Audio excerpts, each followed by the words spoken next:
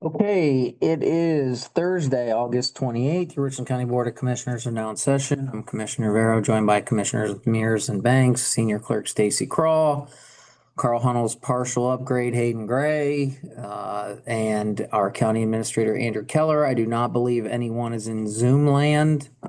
Okay, first item up this morning on our agenda is the record of proceedings for August 26th. I do have four amendments I'd like to propose, and Stacy, I'll show them where. It's all in tape 0.0.27 where the chamber came in. First one, it says a Team Neo listing tour. I believe that should probably be listening tour.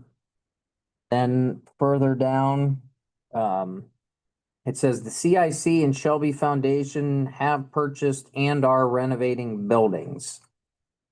Not necessarily sure what that meant. Have purchased buildings to renovate. I believe that is what it should be. That sentence seems to be missing. It's a fragment. What did they purchase? I purchased as a passive voice, but that's all right. Then we have the next page. Developers are coming in and asking. I think it's supposed to be and asking. And then the fourth, it's supposed to say, this is where we're talking about the racetrack. Donnie commented on the efforts fragment. It will not only be for motorsports. I think that is meant to say, Donnie commented that the efforts at the track will be for events. Let's see here. It will be for events more than just motorsports, right? Wasn't that he was saying, hey, they're gonna do some things other than just races, if I recall. So those would be my four proposed amendments. I'll show Stacy here. Yes. So Okay. those would be my four proposed amendments. Well, with your amendments, I will move to approve the minutes. Second? Rivera, Yes. Yes. Fairbanks. Yes. There you go. Okay. Next up, I'll ask for a motion to approve requisitions. So moved. Second. Rivera, Yes. Mears. Yes. Fairbanks. All right, I'd like to propose an amendment on the month-end transfers and appropriations. If you look in a packet, there's a the sheriff's office is requesting that a pretty sizable amount of money be appropriated into other. I call the sheriff's office, you know how much we love that word other. What does other mean? They tell me actually that's going to be used for equipment. So my motion to amend would be that actually go into object number 530400, which is equipment. So that would be my amendment. And we have that motion. Motion as amended. Second. Rivera, Yes. Mears. Yes. Fairbanks. Yes.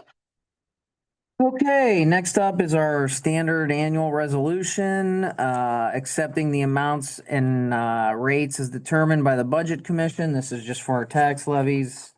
We have that motion. Second. Rivera, Yes. Mears. Yes. Fairbanks. Yes. Next up, I'll ask for motion to authorize a travel request for our EMA director to attend the annual winter conference. So second. Rivera, Yes. Fairbanks. Yes. Okay, next up, we have a request from our Common Pleas General Division, their juror fee. We knew this was probably forthcoming where it's reached its appropriated amount. They're asking for an additional $26,000 as they're actually, I think there's a trial right now and the year's not over. I'll ask that we appropriate from certified unappropriated out of the general fund. So moved. Second. Rivera, Yes. Mears. Yes. Yes. Okay, I do have one additional item. This is a request from Missy, our dog warden. She's asking that we approve the posting of to hire for a kennel attendant. May we have that motion? Is this a paid position? Yes, kennel attendants are paid. We had a resignation just yesterday, so she sent me an email. I said, perfect, we're going into session. Okay, so moved. Second. Rivera, Yes. Commissioner Mears. Yes. Fairbanks. Yes. Okay, any questions, Hayden? All right, we will recess and come back at 10 o'clock.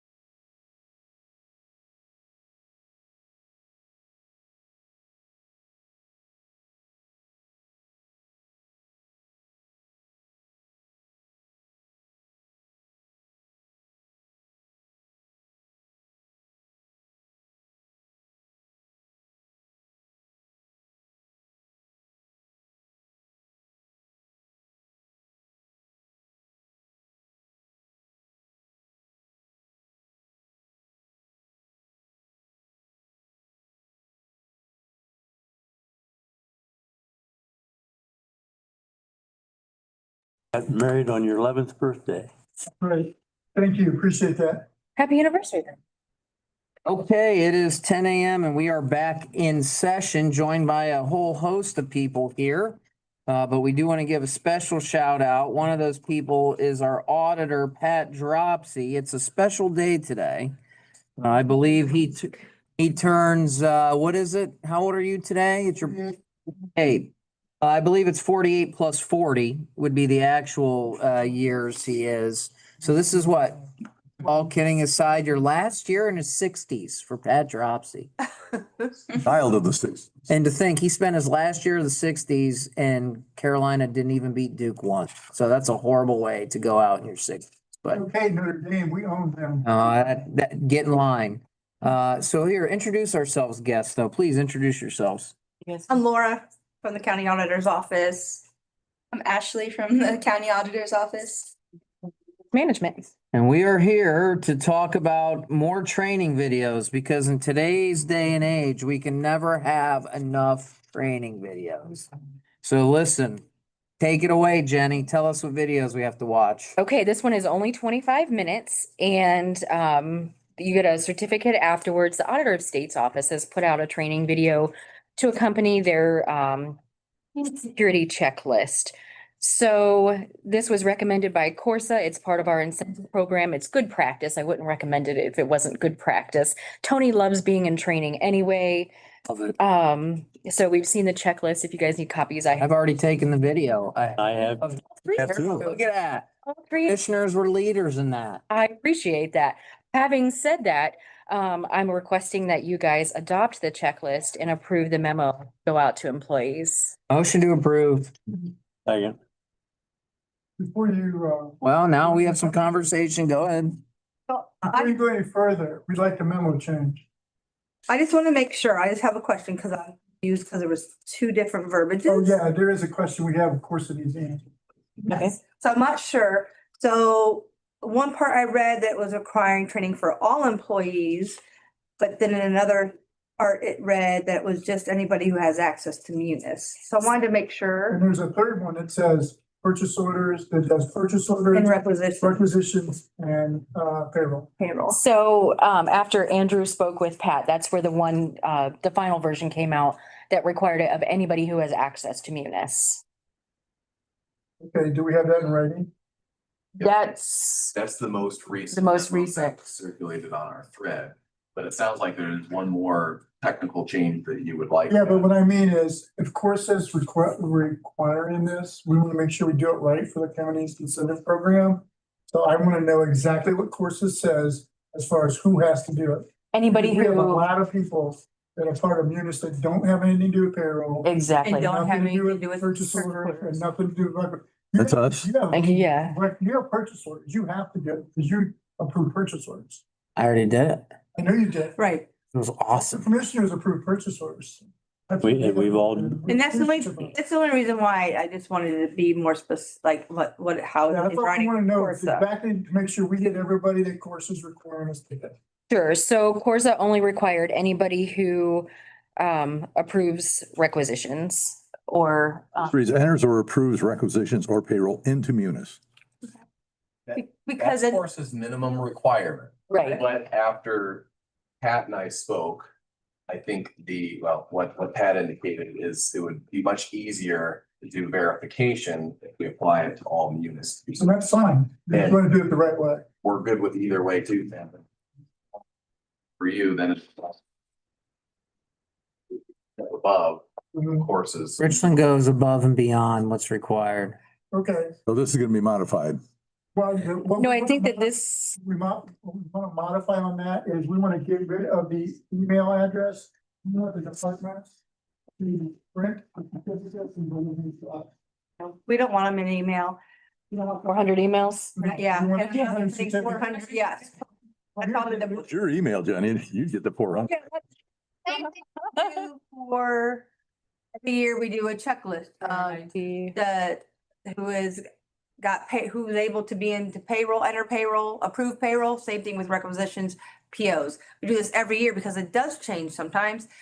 we get it, we verify what the change is, we give it to Aaron makes a change, and then we keep this book, and then the state auditors actually do ask about this. So we do this every year. So we already have it down to who actually has access to what. But payroll and finance, but all munis user access, that's gonna be a lot more people, which is fine. Yeah, But we yeah. just want to make sure we know what to do. That's gonna be on the department to have their checklist. Here. So what do you guys want?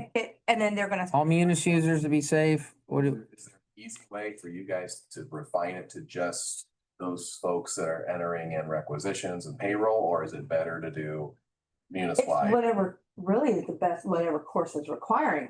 It's easy for us to say, oh, well, here's, each department should know because they're the ones who have it filled out each year. Like I have it in here. I have- What everybody needs to understand is this, we don't decide who gets to do what. The Yeah, appointing authority decides in their department who has access to munis and what access they need for munis. And then we force them to fill out a form every year. We send it to them in December, required to be returned to us back in January.